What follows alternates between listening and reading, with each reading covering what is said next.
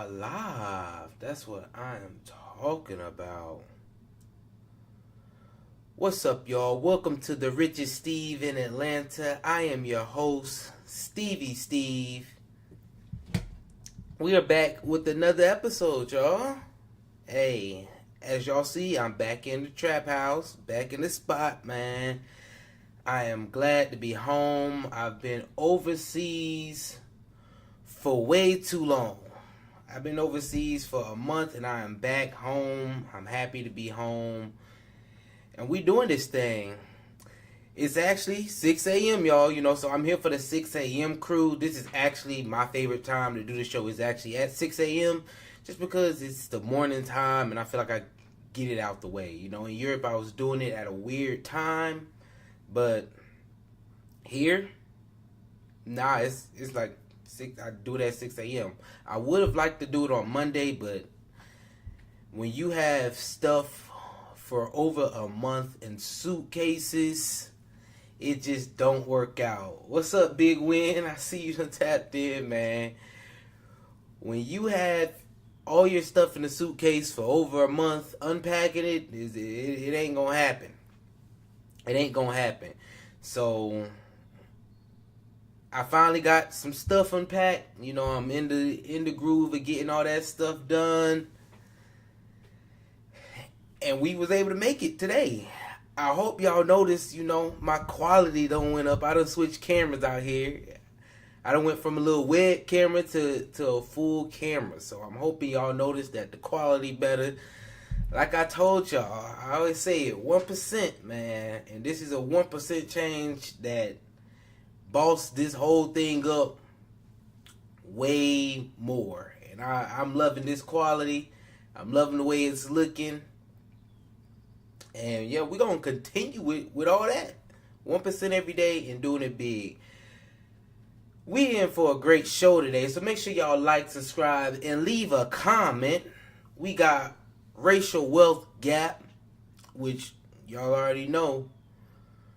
That's a big topic. Money can't buy you happiness. We gonna see can it with Patrick David Dev. Patrick Bev Dev. Dear Lord, I done butchered his name. And then why car payments are so high. We're gonna end off with that.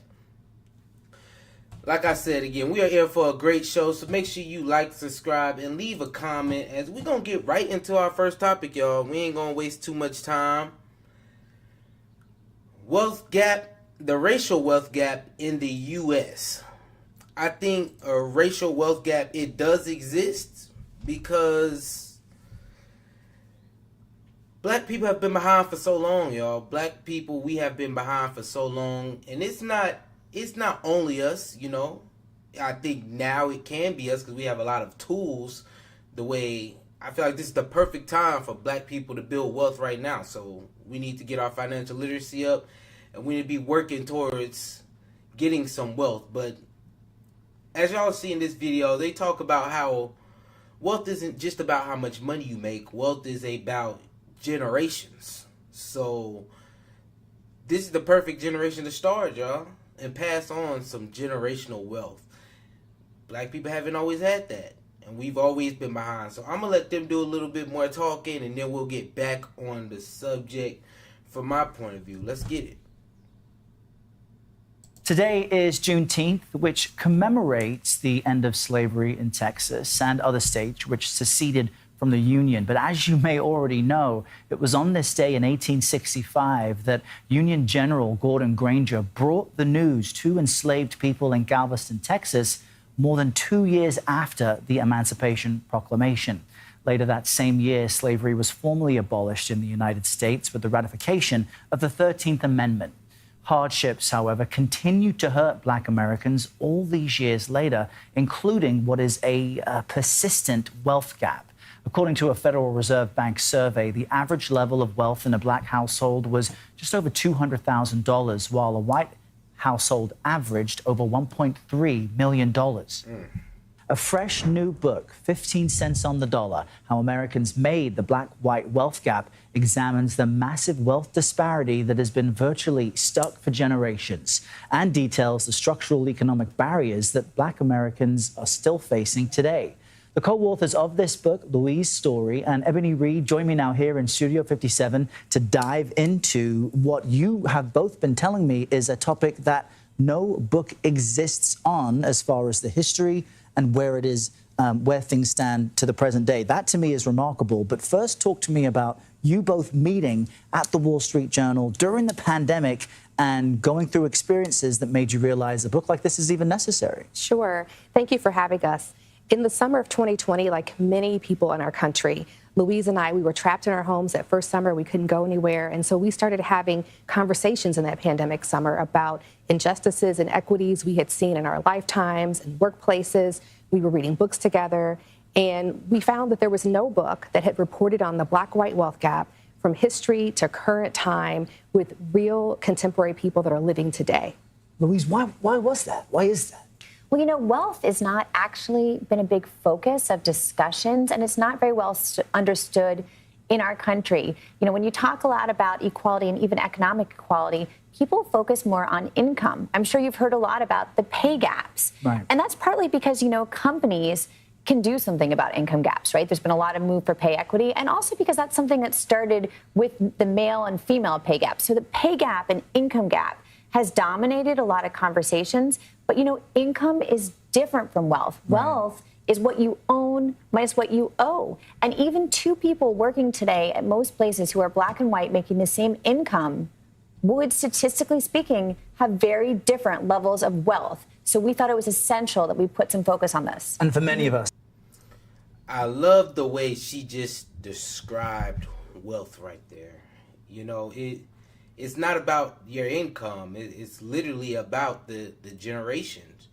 Black people are generations behind. As y'all seen, that gap was crazy. Black people, 200,000, and white people, 1 mil. That's crazy to me. And the things Black people just haven't had the tools to create that wealth. And I also, you know, on top of that, not having the tools, we haven't been financially literate enough at all. Like, we didn't even know what to do. The one thing that comes to mind for me with this, it has to be like when someone dies in the family. Like if a grandma or a granddad, they die in the family, you know, what usually happens? They get the house. Okay, the house gets sold, they make a little money, they go buy a car, they go buy some clothes, and the next thing you know, all the money's gone. The grandkids see none of that money at all. The parents done bought a new car that they probably did not need. Like, let's be real, they just bought a nice car because, hey, I got this money, I'm gonna go buy a nice car. They done sold the house, not making any money off that. It just goes down here. Or they get to fighting over the money and doing all this extra stuff. It's just a lot of drama that goes around that money. So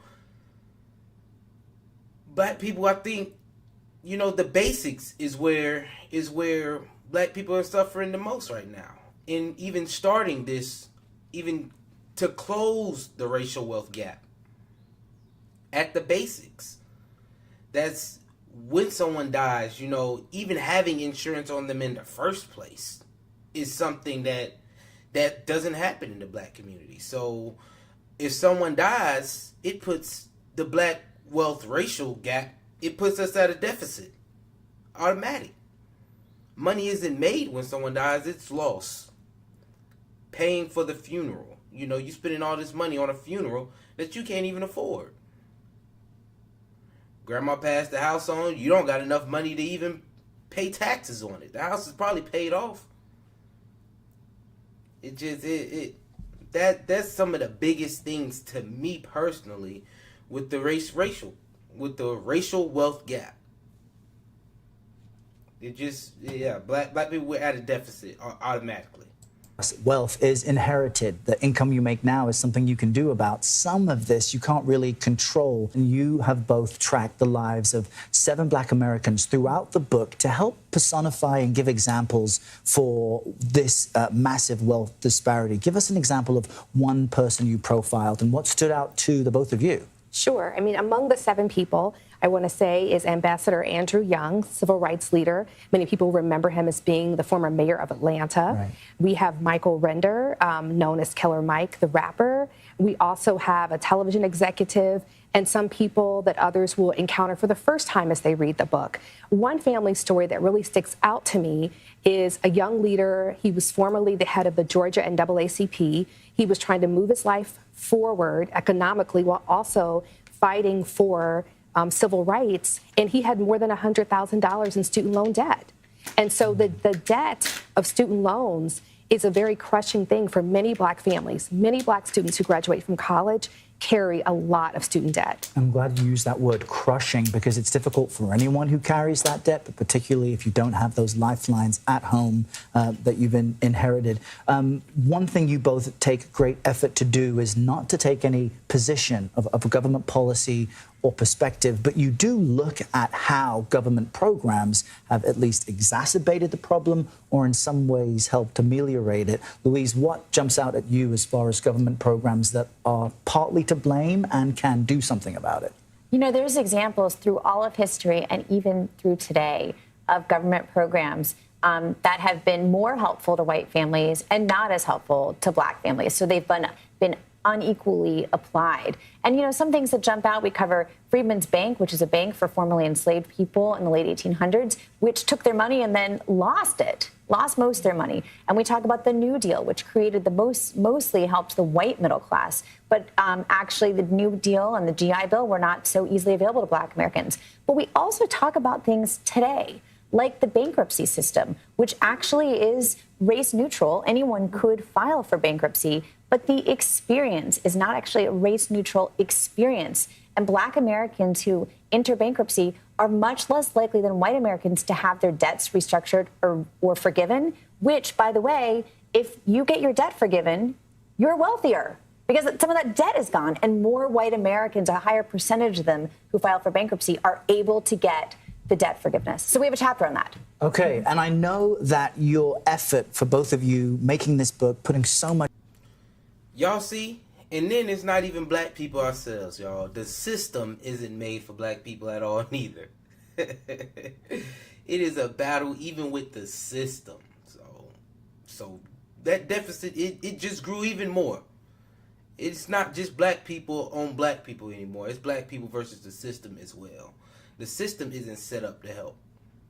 Like, I remember hearing the stories of Black people creating wealth for themselves, and the next thing you know, here comes a riot to burn down the town.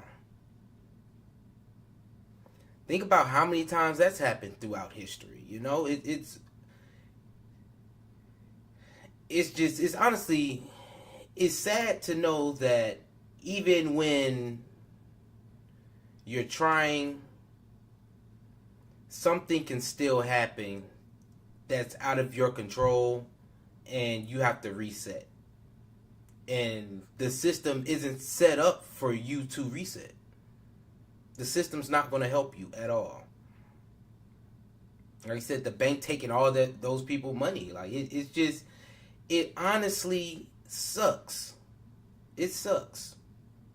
I feel like a lot of the policies that the government put in, they haven't been for Black people at all, neither. So that wealth gap is just going to continue to grow if Black people don't do anything about it.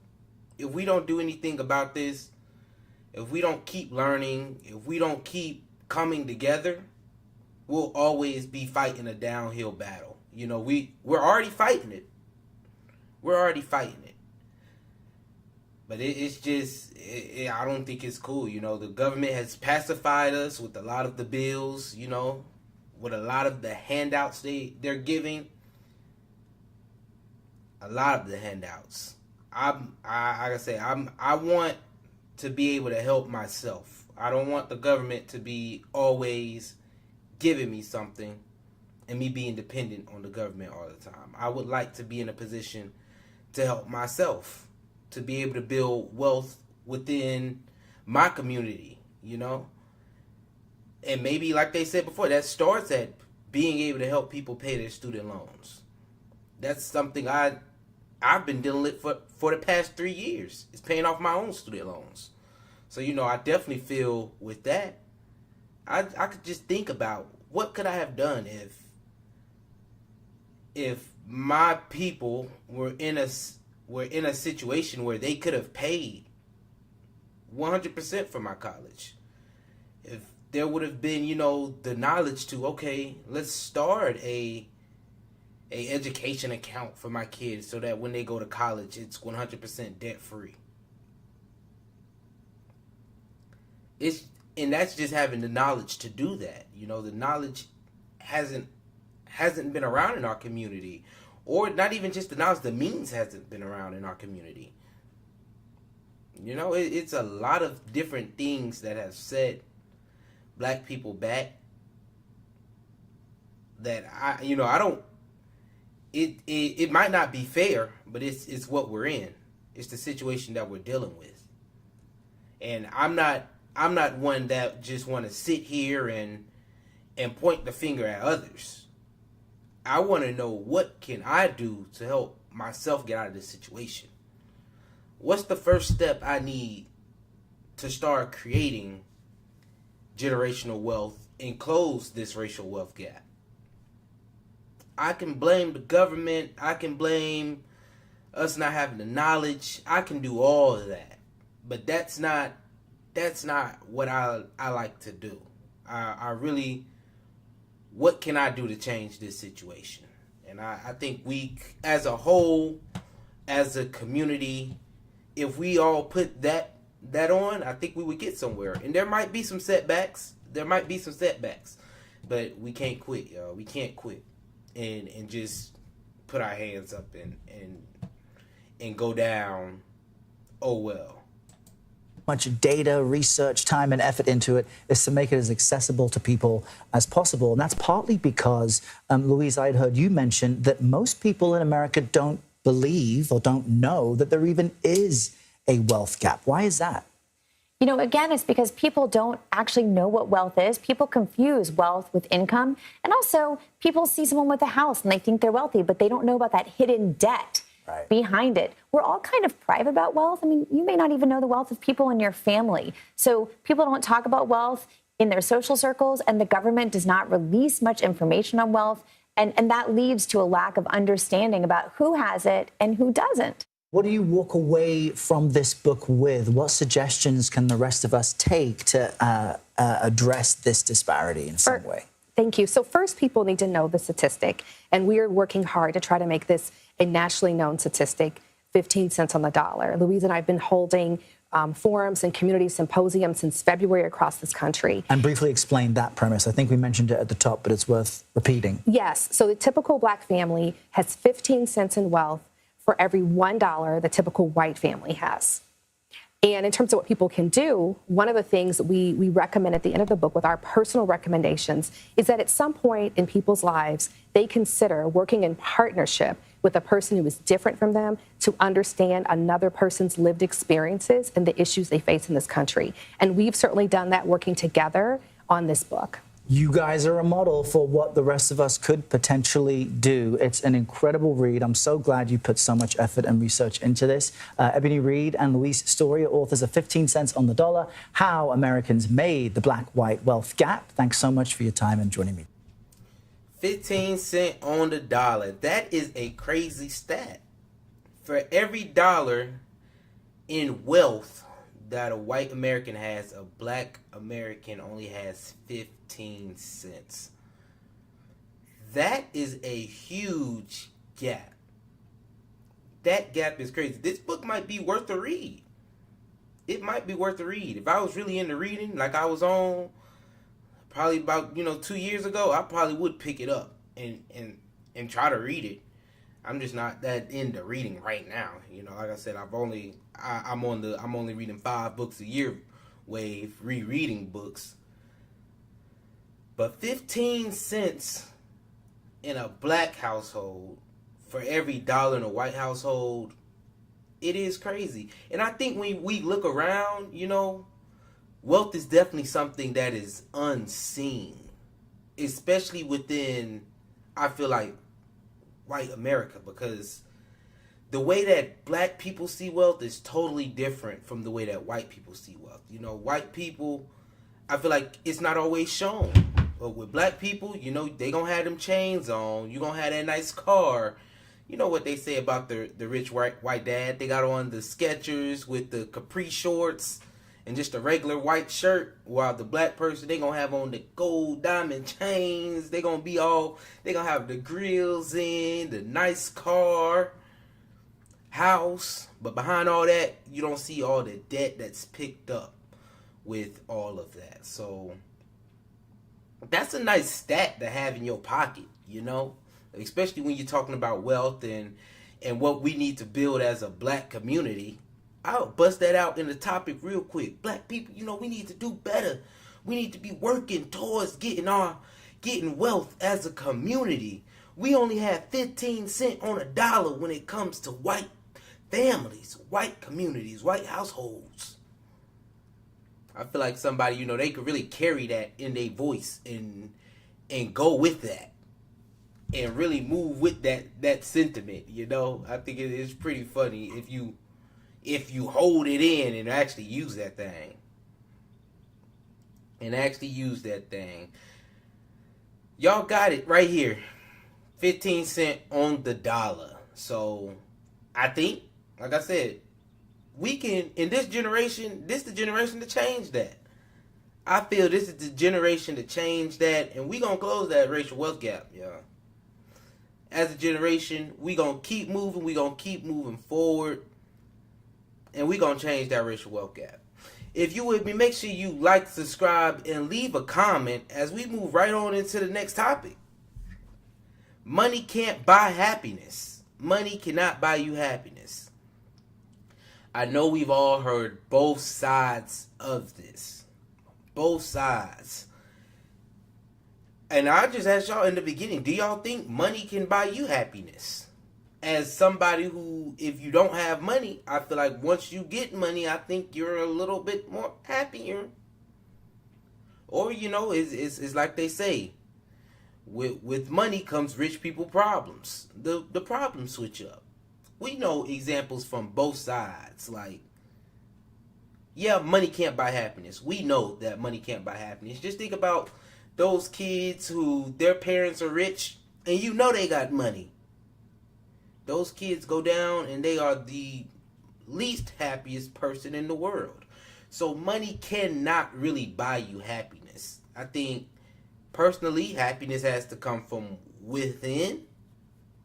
And if you're happy before you have money, you will be happy with money, you know. Because let's not act like, you know, I personally would rather be happy with money than be happy without money. That's just personally. You feel me? I don't know about y'all.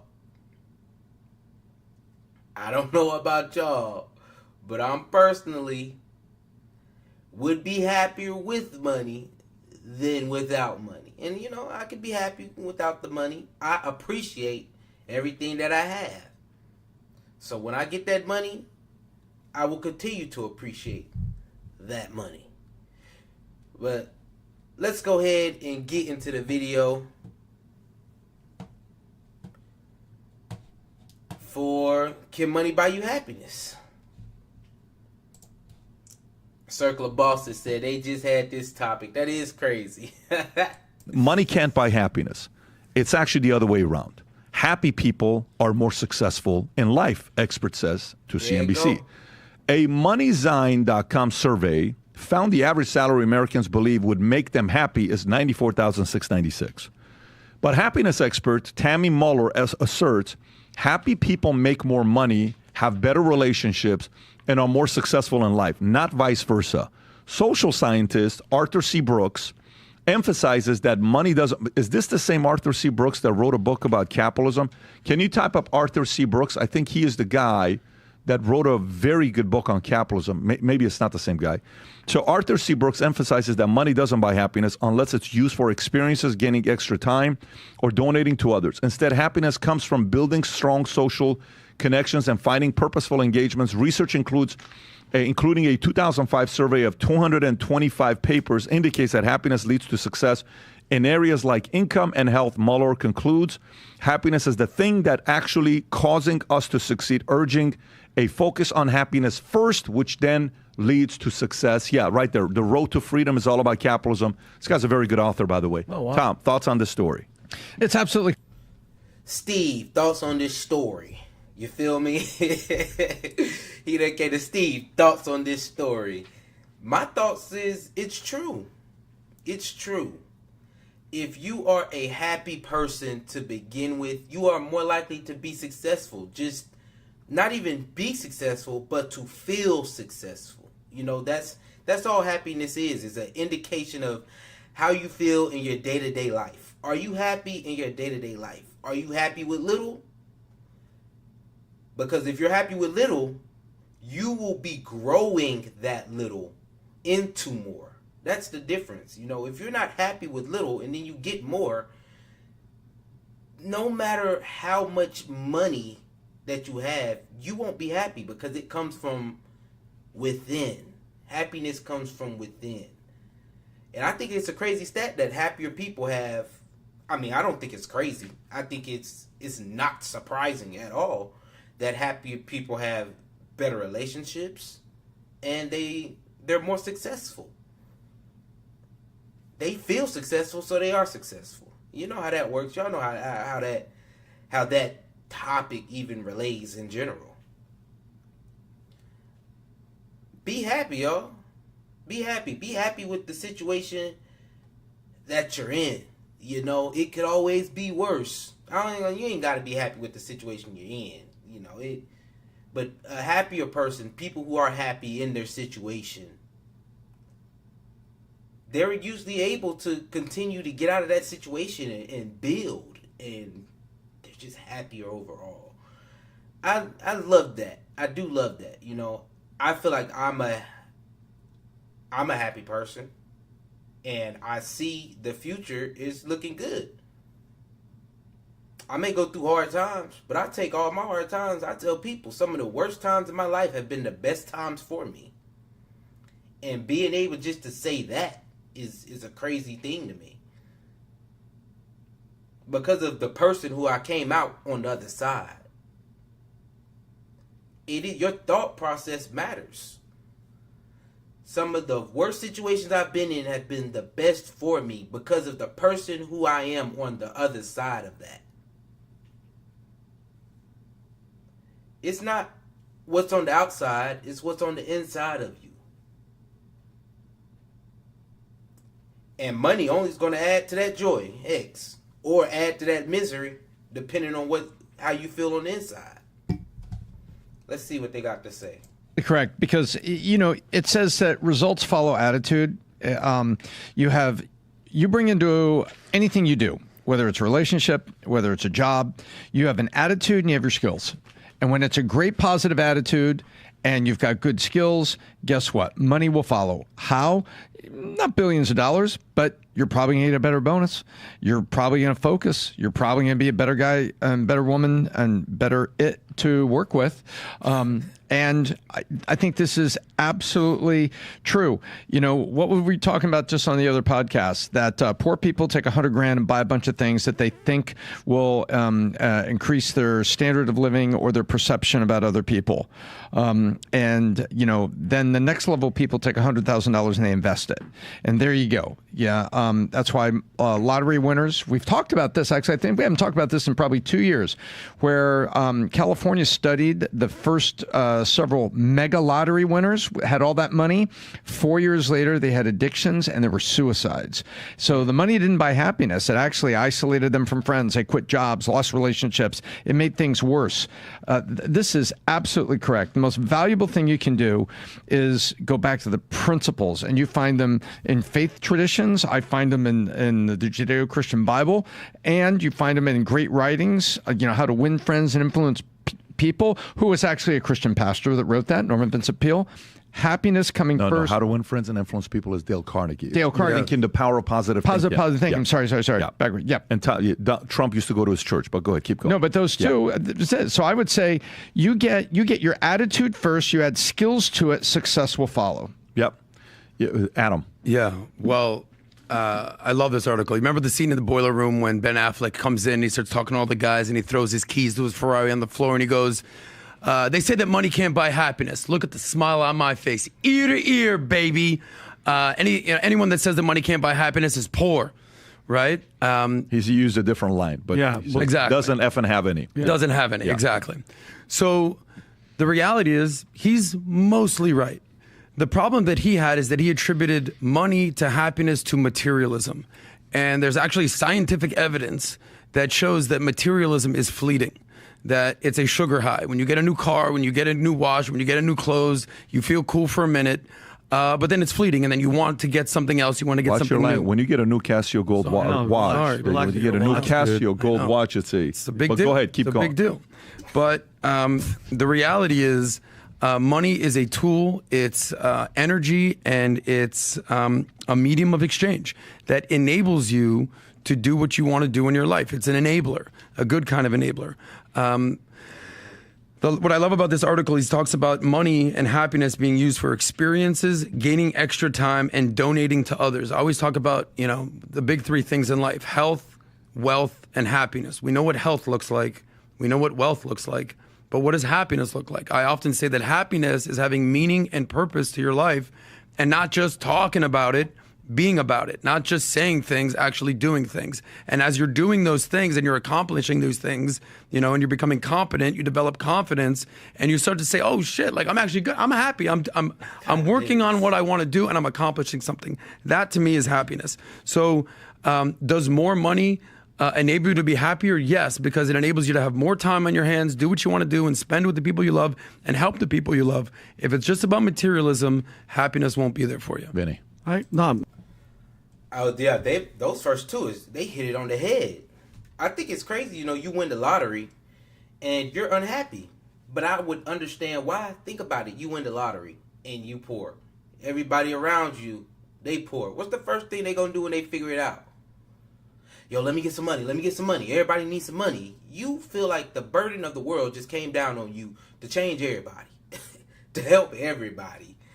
And you not in the mind state to even, you're in shock. I just won the lottery. I'm rich. But next thing you know, you maybe flexing, giving away all your money to any and everybody. You get a Porsche. You get a Porsche. Didn't save any of it.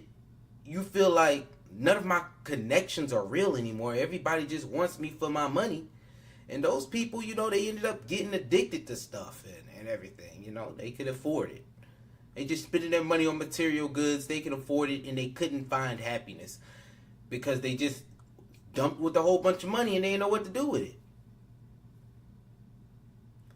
I definitely think happiness is a state of the mind, how you think, and you have to work towards your happiness. You actually have to work towards your happiness. Experiences and all that stuff, great ways to spend your money over material things. I feel like my car, it's going to be fleeting happiness. Maybe in 2 years, I won't even care about that car anymore, Right now, I'm very happy with it, and every time I leave it, I'll be gone for like a month, 5 weeks, and come back. That smile's right back on my face. But it's because I haven't been away from it. Well, it's because I've been away from it. But also for me, when I see my car, I see change in myself. I see growth in myself. I see where I've come from. And when I think and I'm sitting in that car, like, I really come from Nissan Sentra. And I've been able to work my way up to owning this GR86. And, I'm able to afford it. It definitely makes me it brings me happiness when I hit it at, because it's not the thing itself, it's the thought process behind it. Exactly, Tajay. It makes me keep wanting to move forward.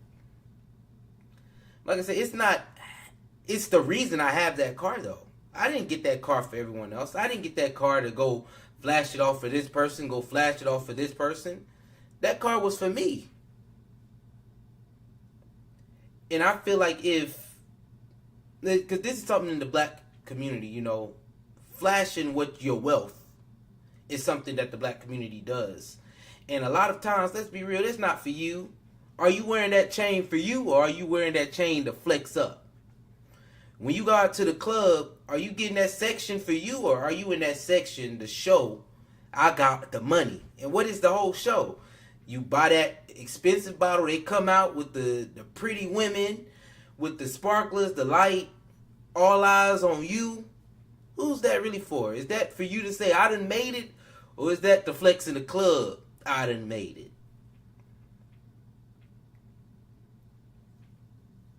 This is really why I have a gripe with social media, even just showing things, because I love to have experiences and enjoy the experience. Like, y'all know I have a vlogging channel now. I sometimes skip vlogs on certain things because I just want to experience it. It's the experience that makes me happy. I'm happy with the things that I do. And the money comes as a side effect from that, y'all. I enjoy the job I do. I'm very surprised that I enjoy the job that I do. I ain't gonna lie. It's surprising. Because I've been through a period of time where I've had to work and I didn't enjoy the job too much. Walmart wasn't a fun job.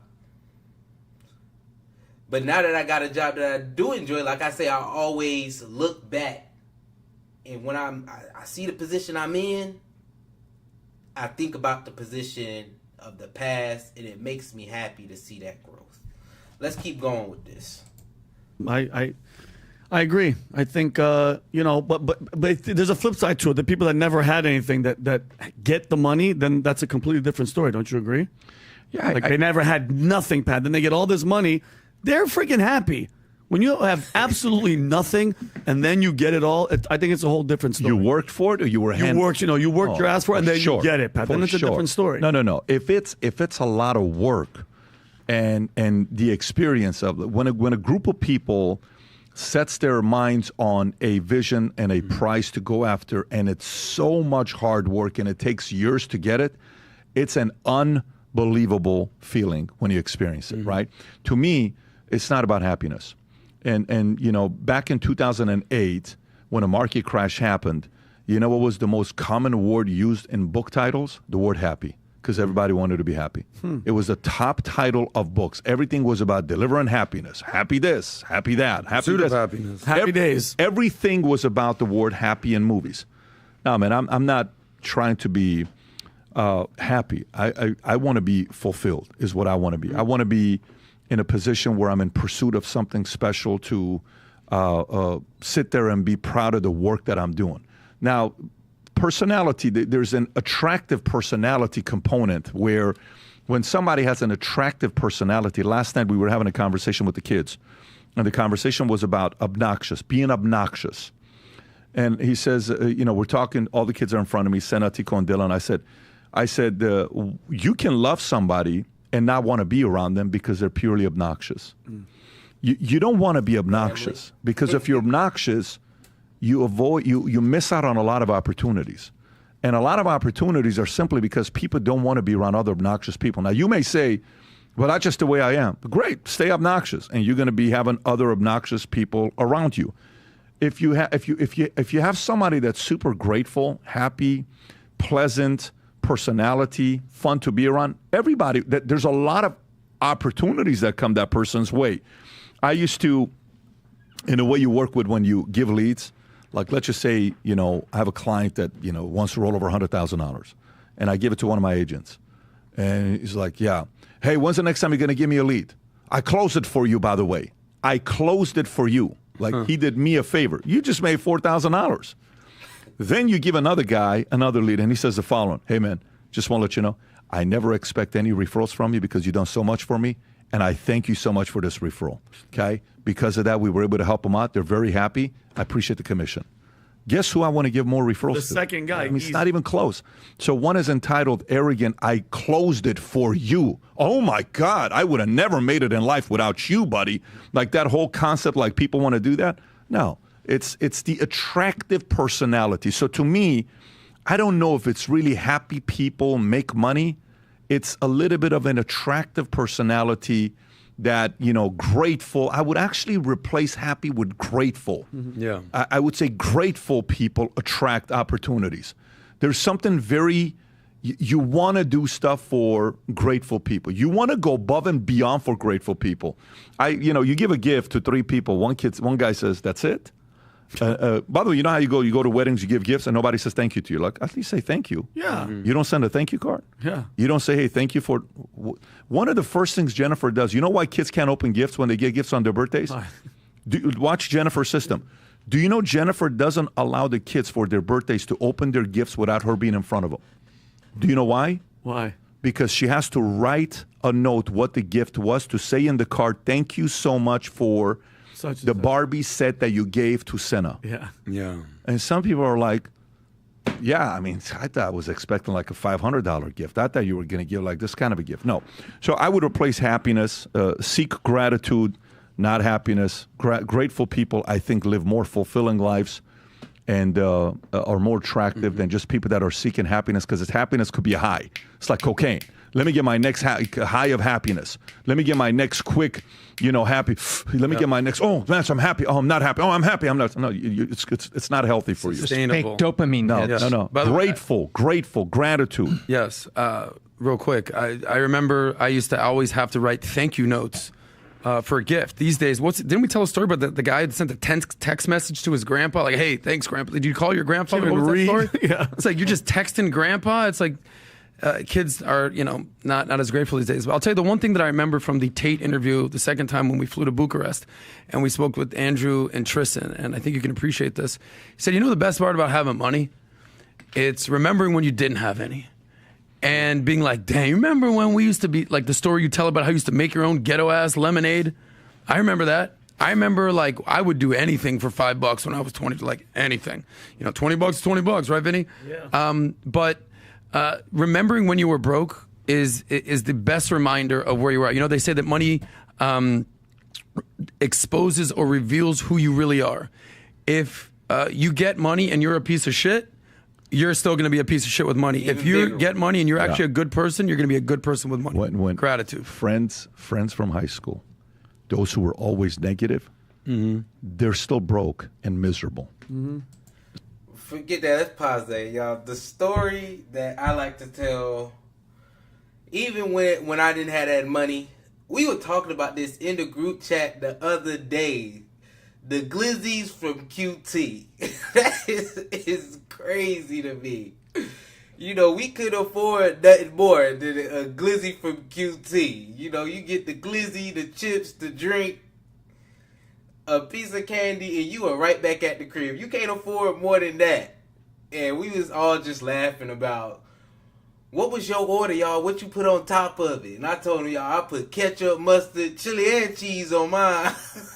Like, we just literally laughing. We was talking about, y'all remember that McDonald's? It used to be in the Walmart. Like, just times like that. It definitely, when you get money and you don't have it, that definitely is remembering the times that you don't have it. Like, that is probably one of the best feelings just to have, is to be able to look back on it. I said that looking back on it is what matters.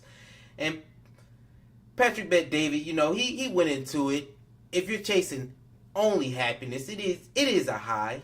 It's more around it than just being happy. You don't want to be arrogant. You do want to show gratitude for the things that you have, and I feel like that's all about happiness, though.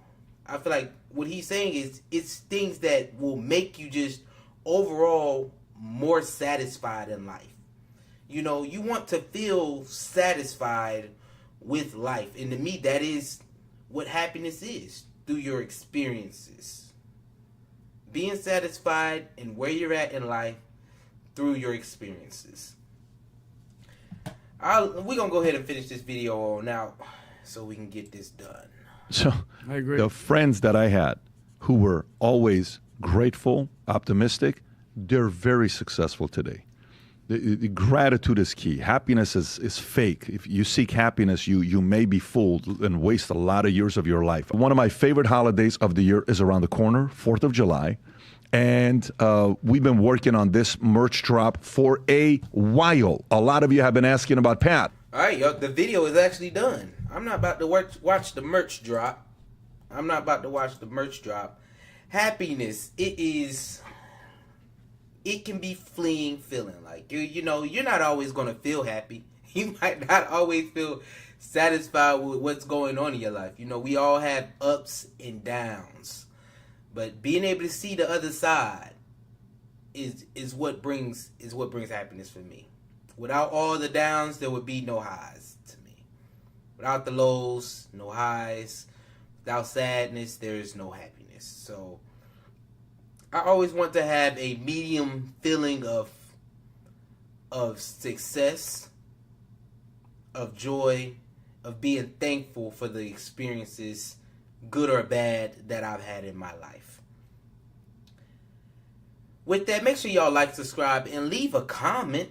I want to definitely shout out the people in the comments. We got Big Win and the Biggest Steal in the building this morning. Circle of Bosses podcast. Make sure y'all tap into that. We got some bosses in the building this morning. And they in the 6 a.m. crew, which, you know, like I say, we getting it in early. We gonna move right into the last topic of the day, though. Why are car payments so high right now? Y'all know there's a lot of reasons why car payments are so high right now. Could be a whole bunch. And I'm going to let them explain it. Because I want to know, too, why car prices are so high. As someone who just picked up a car payment that is it's average $700.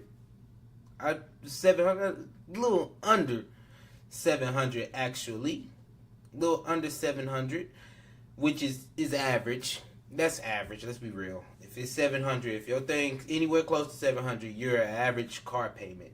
And that would be high if I couldn't afford it. That would be very high. And I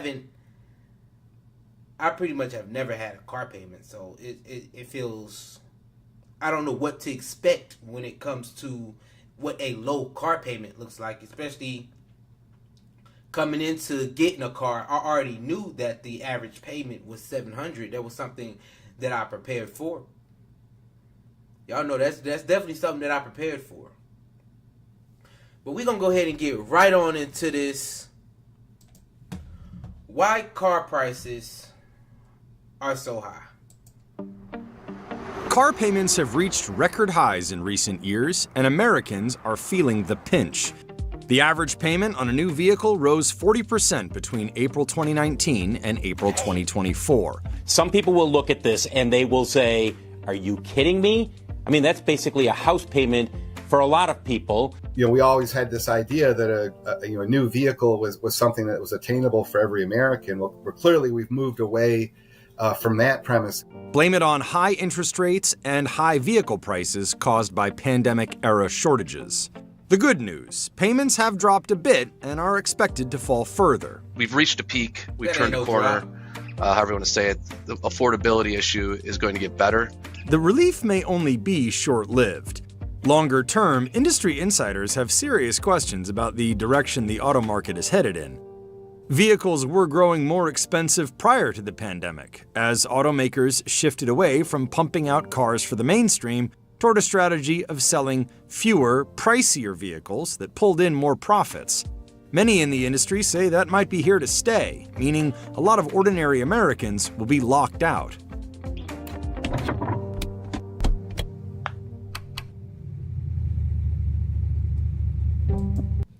Bringing it in, high interest rates and just cars just cost more in general. Y'all know one thing with these cars, they are teched out. Like, it's crazy how much tech is in them. They just gonna get more expensive because of that. The safety things that are in these cars, oh my gosh. It is craziness. I was honestly surprised. Coming from that Nissan Sentra to a GR86, y'all, the car, just on the safety aspects and what it can do I was amazed. I was like, oh, this is how cars are these days? Like, it's ridiculous. The safety on them. I'm going over the line. Beep, beep, beep. The seatbelt, it's beeping. You're not going to want to drive that car without having your seatbelt on. The emergency braking before you get in a car accident. A car in front of you just pulled forward. A car just stopped.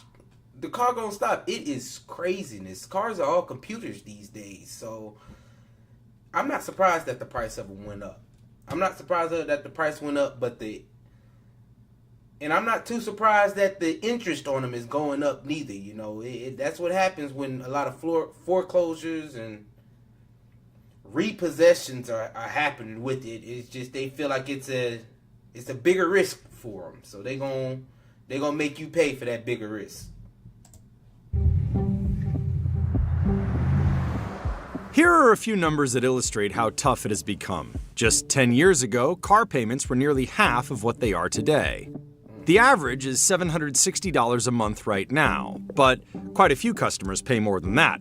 A near record number are paying over $1,000 a month and have been for 4 straight quarters. The idea you're going to pay, $700-800 a month for the next 6 years. I mean, that's just, it just sounds crazy for a depreciating asset. It is almost like borderline disturbing how acclimated everyone has gotten to the idea that, I've got 700, I've got 1,000, I've got all these dollar figures that other people will say, hey, that's my rent. Hey, that's my mortgage from 10 years ago. So payments are high, and it's not just because of inflation. Car payments rose twice as much as overall inflation from 2019 to 2024. 2 things drove this: high prices and high interest rates.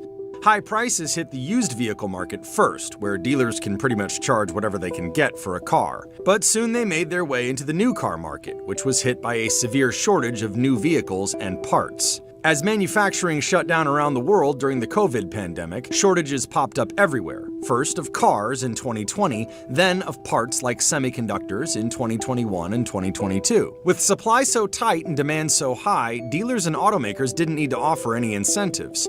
Charging at or above MSRP was common. Anyone who bought a car pretty much at any point in the last 4 years paid historically high prices.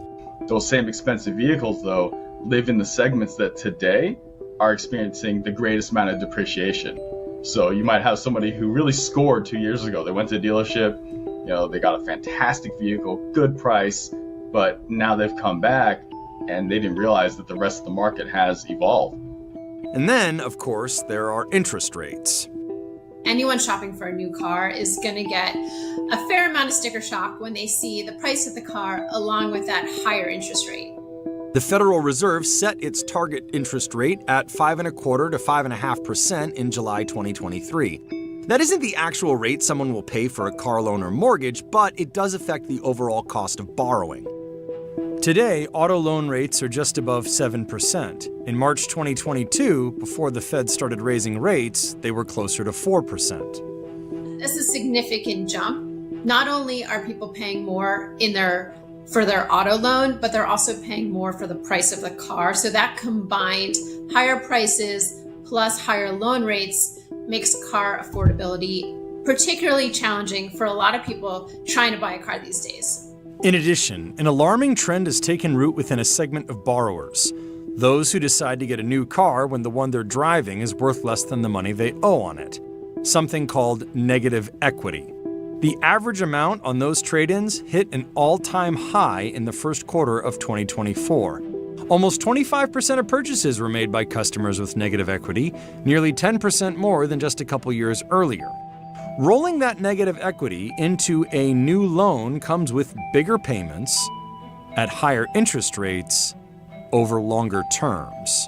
And trade-ins involving negative equity have only gotten more expensive over time. What makes it worse, though, is you probably got a decent loan 2 or 3 years ago, right? So if you do have negative equity and you roll into the next payment, it's not like you're even getting more favorable terms. Like, unless you get a subvented APR from the automaker, you're really compounding this problem. Because again, at 7-8%, that first month payment, that first year's payments, a lot of that's interest. You're not going to dig yourself out of this hole.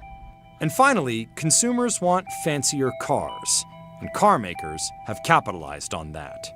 Because structurally the industry has been headed to this direction for many, many years.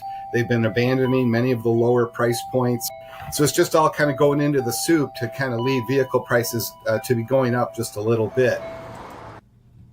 Yeah, they are not lying about that. People definitely want better cars. Like I said, mine has a lot of bells and whistles, and people want that. They don't. If you have a car without a touch screen, people gonna be like, "Hold on, what's going on? You bought a car without a touch screen. It's new, and you bought a car without a touch screen. Oh, they was gonna charge you a little extra for that. Oh, okay. I understand." But supply and demand is a crazy situation in itself, especially in this car market. Y'all know my car, that transmission blew up, so I'm looking for a car. I settled. Okay, I want the GR86. Let me look around. They said it wasn't cars for miles in it on out. So you got to go to Florida. And I said, okay, I'm going to go look in Florida. They said it's one spot with it. I called them up. They said, all right, this is MSRP, and we going to charge you $7,000 more on top of that. And I got to looking. I said, y'all said what? They said, we gonna charge you $7,000 more on top of that. I said, are y'all crazy? They said, well, that's supply and demand. And I said, well, you just lost a customer. And I ain't talked to them never again. I said, you got me all the way twisted. I wouldn't dare buy anything from y'all. That's what they told me. Well, supply and demand. We can charge what we want to. All right. Well, if you can charge what you want to, I'm going to go somewhere else.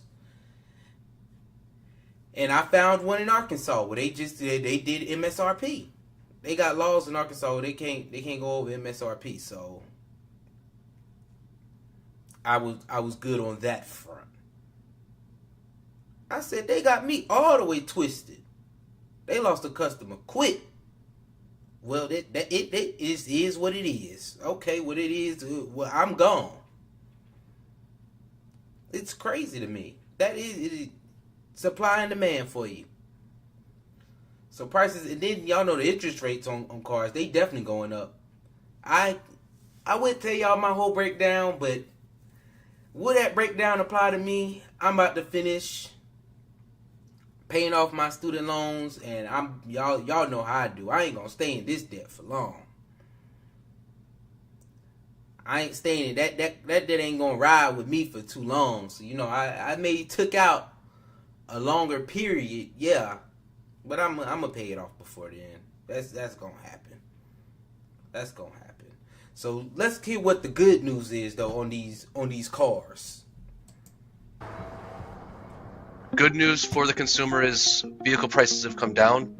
U.S. production is back up. There are more cars on dealer lots, and incentives rose rapidly from mid-2023 to 2024. You should be able to get a better deal now than you were, say, 12, 18 months ago. So there's some light at the end of the tunnel, but the payments that people are locked in on those higher priced vehicles aren't going away anytime soon. Even if interest rates were to be lowered, there is a 6-month lag. However, in the meantime, dealers and automakers will likely continue to offer incentives that will bring those prices down. But different shoppers are apt to see different results based on their own financial situations or the types or brands of cars they are buying. And so there are still deals to be had. You just got to do a little bit more shopping, a little bit more homework, to find the manufacturers that really are trying to compete quite aggressively. Consumers with higher credit scores may be able to secure better loan terms. So if you have excellent credit, you're probably going to do better than that standard 7% new car loan rate. Over the longer term, larger forces in the auto industry could continue to push prices upward. Just a decade ago, the average transaction price was $32,386, which was itself a record high. As of April 2024, average transaction prices were $48,510. Sticker prices are still rising, as are the prices dealers are paying automakers. Vehicles themselves are not getting cheaper. In addition, the White House raised tariffs on EVs from China to 100% of the sticker price, precisely in order to hold off a flood of cheaper cars from the country. These forces combined lead some in the auto industry to wonder whether volumes will remain lower for the foreseeable future as the market continues to shift towards serving upscale customers and charging upscale prices. Are we going to get back to that 17 million new vehicle sales that we saw for 5 years in a row from 2014 to 2019, or are interest rates and high prices going to keep the equilibrium level lower than it was previously? So are automakers going to keep getting more profit per vehicle, or are they going to try and gain market share and try and just move as many vehicles as possible? I guess that is a little good news. That's a little good news. You know, it can make you feel better, but I think we need to address the real problem is that people getting stuff that they don't even need, and it's out of their budget. You wanted that new car. Your car working fine. It's still getting you from point A to B. You just want to get from point A to B in better style. So you take on all that debt. That's something that, hey, I done seen it happen in my personal life. Perfectly good car that will get you from A to B. You make a little bit more money. Now you go upgrade your car. You can't really afford the car at the end of the day because you're looking like, holy snap, hold on. Everything done went up on the car. I'm paying more for this car in general. Wheels cost more, maintenance costs more, oil change costs more, gas costs more. But you look better going from point A to B. The real problem is that you didn't need that car in the first place. You didn't need to upgrade your car in the first place. Car worked fine. I'm telling y'all right now, if my Nissan Sentra was still working, I would still be driving that Nissan Sentra. If that transmission did not go out, y'all would still see me riding in that Nissan Sentra. And trust me, that smile would be on my face still. That smile would still be on my face because I know I'm getting from point A to B without a car payment. And every time you drive by in your nice car, I'm going to say, ooh, that's a car payment. I was almost forced into this situation. You can't really get like they said, the average sticker price, that's how much my car was. So, you know, it kind of got average. And I feel like you getting slapped across the head if you get used at this point. You know, they tax you on used cars too. Might as well get a new car. The real problem is people are getting things that's out of their budget or they don't need in the first place.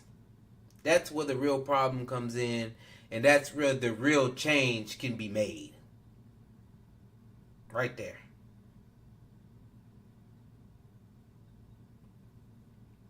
That's it. Getting stuff out of your budget, you don't need it.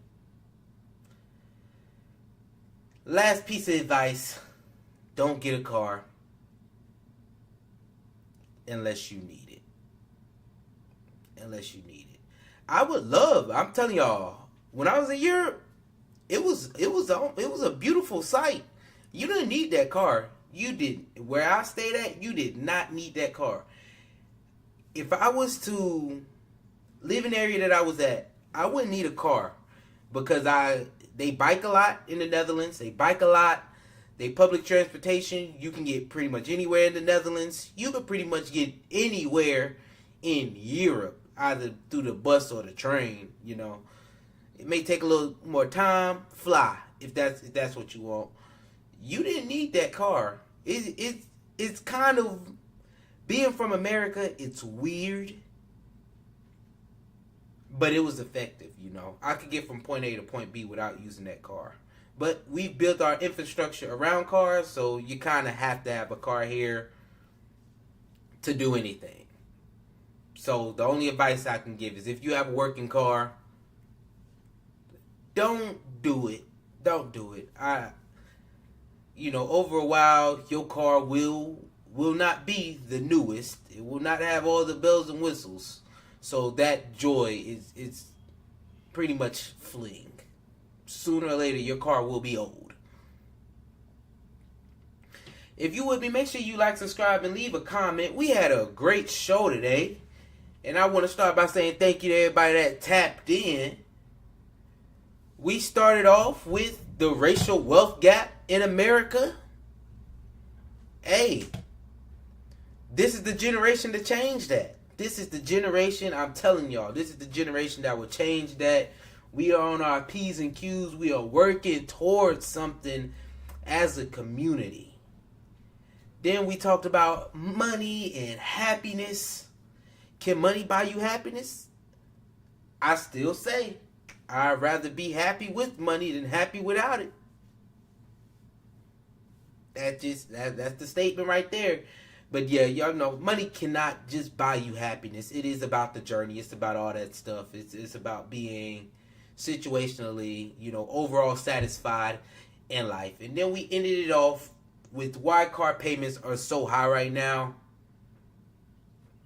Supply and demand is a hell of a thing. Supply and demand is a hell of a thing. And those interest rates don't help whatsoever.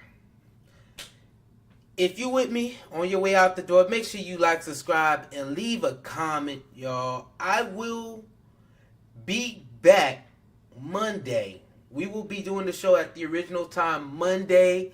And I'm sure there will be something to talk about. Y'all know the presidential debate is actually tonight. So make sure y'all are tapped into that because I think this is do or die for Biden. This is do or die. So we going to see if Biden come out swinging with the punches or if he get knocked out. I think it'll be good. I hope they talk about some policy work. And somebody need to ask them, what you gonna do for the black community? Because we voting this year. Y'all, I hope we voting.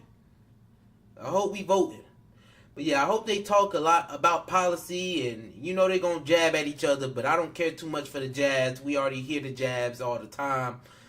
I really want it to be a policy battle. So we know who we gonna vote for come November.